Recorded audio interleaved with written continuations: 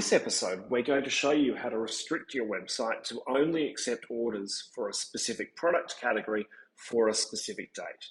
This is really useful for periods such as Mother's Day or Valentine's Day, where you're wanting to only accept orders from your Valentine's Day or Mother's Day range because they might have a different price point.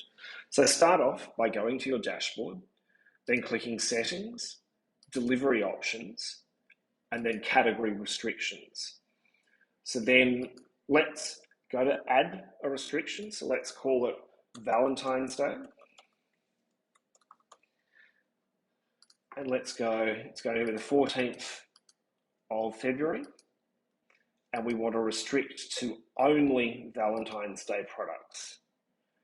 Now, there are two different options here. If you're wanting people to only be able to order for this category, and this means that they won't be able to add any other item to the category, such as add-ons, then click on this, and this will stop them from adding anything else to the category that they've chosen. Otherwise, if you are wanting people to order from any other category, if they have a Valentine's Day category, so say, for example, they add some chocolates, don't select this.